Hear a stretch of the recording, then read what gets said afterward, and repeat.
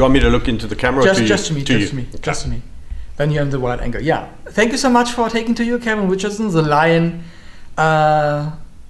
We say Löwenflüsterer in Germany. Yeah. So it's a lion whisperer, I think, in English, if you say it the same way. Yes. And it's amazing what you done for the movie, because it's so well made. And I see Thor, aka Charlie, growing up. This was stunning. I never see that before. So how was it for you working with Thor, aka Charlie, for the movie and with the other lions? Yes. So Thor, really incredible lion. We were blessed because we couldn't have asked for a lion with a more consistent nature for this role. It was almost as though he knew that he had to do this role for the greater good of his species. And I think that was really important for me. Getting involved in the project was that people watching this film would go away with this important message and go and spread the word about what's happening, especially in South Africa with our lion population. So, you know, the power of a good story. We know that people are receptive to storytelling. I mean, this goes back generations, you know, of how we used to convey messages to people. So, you know, we always felt that a good, compelling story would be the way to go in getting this message to a really wide audience. And it has also this topic of some kind of trophy tourism, yeah? Yes. People, for example, from Germany, coming over to South Africa. Yep.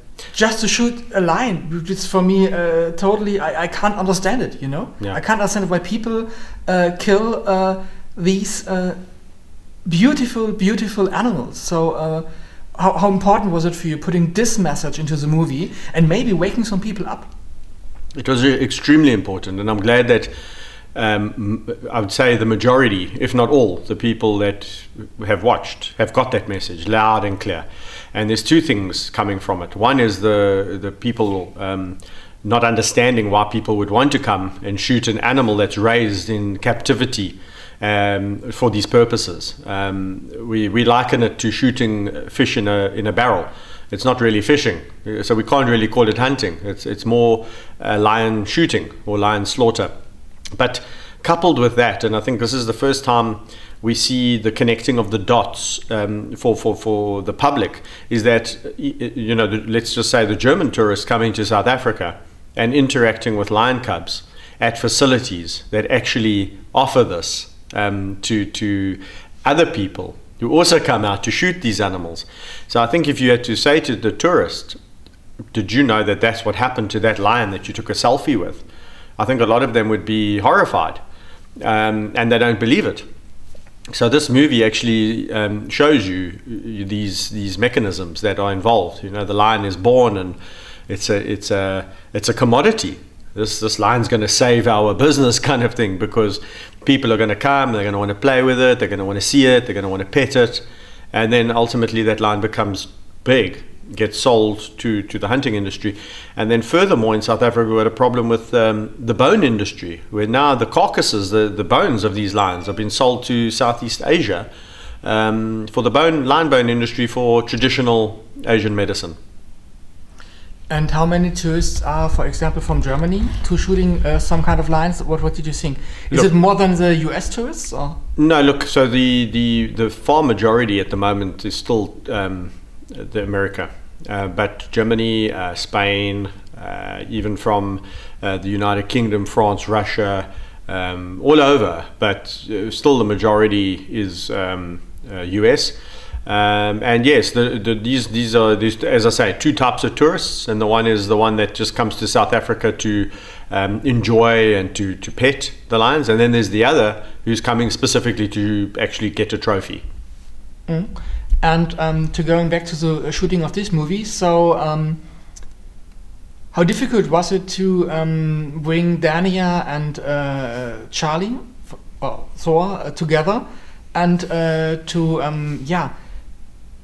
to develop this kind of friendship that these two species has? Yeah, it was really important for the power of the story to have Danya and Thor really connected. I think the audience can see that love. It's not fake. It's not an actress trying to pretend that she loves this animal that she actually really doesn't love. Danya really loves and developed that love for Thor over the period of shooting. And I think what you see is actually, in a sense, a documentary of this young girl and this young lion growing up.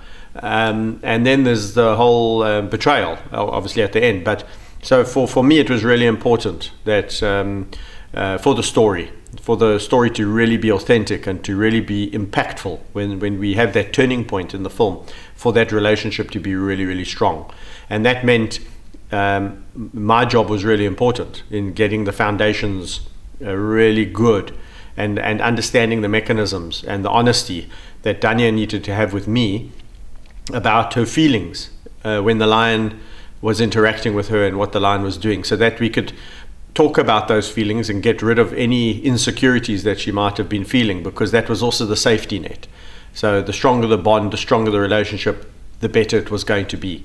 At any point in time, if I felt that this relationship wasn't going anywhere because they didn't connect, I could stop it, and then we would have filmed the film in a conventional way. But that obviously didn't happen, and we were fortunate to see the project out till the end. What was the most difficult challenge during the shooting of this movie over the 3 years? Yeah, I think the most difficult challenge is the commitment. So from everyone, because it required commitment from so many people. Because 3 times a week they would be coming to see the lion. I would then need to clear my diary 3 times a week. Sometimes it would be an hour, sometimes 2 hours. But that's the challenges behind the scenes. And then in the movie, there's a new set of challenges, because everything you prepare off screen, then you come on screen and there's a whole lot of crew, and there's lights and there's vans and there's noise and people talking, and then you've got to now have this girl and this lion act like there's nothing going on. It's okay for an actress. You can direct her. You can say, hey, just ignore. Don't look at the camera, look there, look there. With Thor, you know, I'm there trying to tell him, no, don't do this, don't do that, look there, look there. So that was really, really hard. And to get the natural look that he gives, I mean, he's just a natural. So, you know, some of the things we just had to be patient. And that was the beauty, is that we all knew that this was not a film we're going to just film, chop, chop, chop, chop, chop, chop. It was going to be wait, relax, let's see what comes. And that's really what the conventional scenes in the movie that didn't involve Thor, okay, easy, shoot it normally. But any scene that involved Thor, we had to take a deep breath. Okay, let's see how we're going to do this. And it seems like a perfect interaction. It worked between Danya and Thor. So how easy is it for you, or how difficult to direct a lion? Because with a cat you can make some things, or with a dog you can give some food, and then the dog does the perfect interaction like you want it. Yeah. But I think not with a lion. It is similar in some respects. I mean, there's 2 things that a lion will do things for. One is love, affection, and the other is food. Basically what we work for. So it's very similar. You know, we're not going to have Brad Pitt acting in a movie for free. He certainly is remunerated well, so that's why he does, you know, his part. So for Thor, you know, you would have to make him, you know, think that that's what he wanted to do. So for example, if it was a walking scene through the bush, I would run 200 meters ahead and then lie down in the bush and then call like mad, come boy, come, and then he would hear me. And then he would walk in the direction as if he was walking off into the Timbervati, and Danya would then be able to act with him because of obviously their relationship, and then they would come and find where I was hiding.